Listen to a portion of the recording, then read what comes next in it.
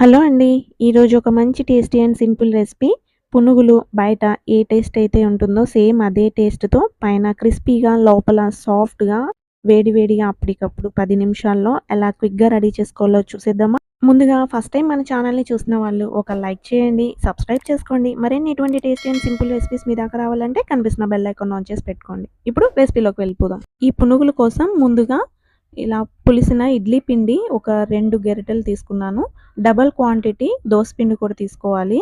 In case మీ దగ్గర ఇడ్లీ పిండి, దోసపిండి రెడీగా లేకపోతే ఆ ప్లేస్‌లో మీరు సగం క్వాంటిటీ బియ్యపిండి, మైదా పిండి 2 పెరుగు వేసుకొని కలుపుకొని దాదాపు 4 గంటల దాకన్నా పిండన్నది నానబెట్టుకోవాలండి. నేను ఆల్రెడీ ఫర్మెంట్ అయిన ఇడ్లీ పిండి, దోసపిండి వేసుకున్నాను కాబట్టి దీంట్లో పెరుగన్నది అసలు యాడ్ చేయలేదు. ఒక 2 టేబుల్ స్పూన్స్ మైదా, ఒక 1 టేబుల్ స్పూన్ బియ్యపిండి, కొంచెం రుచికి సరిపడా ఉప్పు, జీలకర్ర వేసి ఎక్కడా కూడా నీళ్ళన్నది వేయకుండా ఈ పిండి మొత్తం కూడా ఈ చూపిస్తున్న విధంగా కన్సిస్టెన్సీ ఇలా అడ్జస్ట్ చేసుకొని మొత్తం కలుపుకొని ఒక హాఫ్ అన్ అవర్ ఈ పిండి అన్నది నాననివ్వాలండి.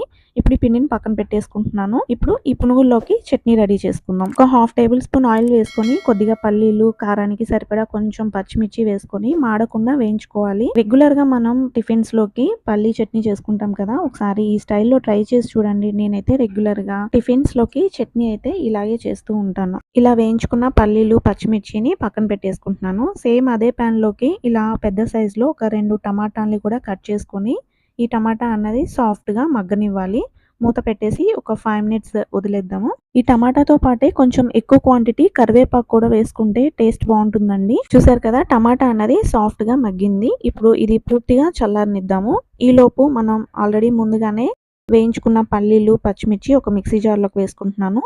అలాగే సన్నగా కట్ చేసుకున్న కొత్తిమీర కాడలతో వేసుకున్నా కానీ టేస్ట్ బాగుంటుందండి. మనం వేయించుకున్న టమాటా అనేది పూర్తిగా చల్లారిన తర్వాత అది కూడా మిక్సీ జార్‌లోకి తీసుకొని ఒక 4 ఎల్లిపాయలు, రుచికి సరిపడా కొద్దిగా ఉప్పు, కొంచెం ఒక హాఫ్ టేబుల్ స్పూన్ జీలకర్ర వేసి కొద్దిగా వాటర్ కూడా వేసుకొని బాగా మెత్తగా గ్రైండ్ చేసుకోవాలి. ఇలా గ్రైండ్ చేసుకున్న పచ్చడిని సెపరేట్‌గా ఒక గిన్నెలోకి తీసుకొని కొద్దిగా వాటర్ వేసి మిక్సీ జార్‌లోకి ఆ వాటర్ కూడా ఇందులో కలిపేసుకొని ఫైనల్‌గా దీనికి తాలింపు పెట్టుకోవడమే. కొద్దిగా ఆయిల్‌లోకి తాలింపు గింజలు, కరివేపాకు, కొంచెం జీలకర్ర, నేను తాలింపులోనే పసుపు వేసానండి. ముందుగానే పసుపు వేస్తే పచ్చివాసన వస్తుందని నేను రెగ్యులర్‌గా ఆయిల్‌లో వేస్తాను. ఇలా రెడీ చేసుకున్న పోపుని ఇందులో కలిపేసుకొని పచ్చడిని పక్కన పెట్టేసుకుందాము. పచ్చడి రెడీ అయిపోయిందండి. ఇప్పుడు పునుగులు వేడివేడిగా ఉన్న ఆయిల్‌లోకి ఇలా మనం ఏ సైజులో కావాలంటే ఆ సైజులో ఇలా పునుగులు వేసి, ఇలా వేసిన వెంటనే కలపకుండా చూస్తున్నారు కదా, ఇలా పైకి వాటంతట అవే ఇలా పైకి తేలుతాయి. అప్పుడు తేలిన తర్వాత ఒక 1 మినిట్ తర్వాత గరిటె పెట్టి ఒక 2 సైడ్స్ కూడా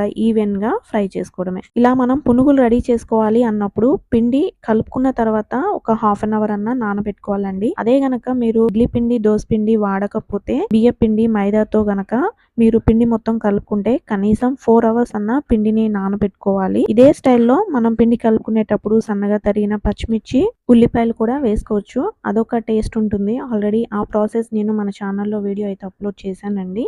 ఇదొక ప్రాసెస్. చూసారు కదా, ఇలా ఈవెన్‌గా 2 సైడ్స్ కూడా ఇలా పునుగులు కాలిన తర్వాత సర్వ్ చేసుకుంటే అంతే అండి. 10 నిమిషాల్లో పైన క్రిస్పీగా లోపల సాఫ్ట్‌గా ఇలా వేడివేడిగా బయట ఏ టేస్ట్ అయితే ఉంటుందో సేమ్ అదే టేస్ట్‌తో ఇంట్లో మనం సింపుల్‌గా రెడీ చేసేసుకోవచ్చు. పర్టిక్యులర్‌గా దీనికోసం మనం స్పెషల్‌గా పిండేమి రెడీ చేసుకునే పని లేకుండా మన దగ్గర ఆల్రెడీ ఉన్న ఇడ్లీ పిండి, దోస పిండితో ఇలా సింపుల్‌గా, ఫాస్ట్‌గా వేడివేడిగా పునుగులైతే రెడీ చేసుకోవచ్చు. మీరు కూడా ఈ స్టైల్‌లో ఒకసారి ట్రై చేసి టేస్ట్ ఎలా ఉందో మీ ఫీడ్‌బ్యాక్‌ని షేర్ చేయండి. ఈ రెసిపీ గనుక మీకు నచ్చితే లైక్ చేసి సబ్స్క్రైబ్ చేసుకొని మీ ఫ్రెండ్స్ అండ్ రిలేటివ్స్‌కి షేర్ చేయండి. ఇంకొక మంచి సింపుల్ రెసిపీతో మళ్ళీ కలుసుకుందాం. Until then bye bye. Thanks for watching.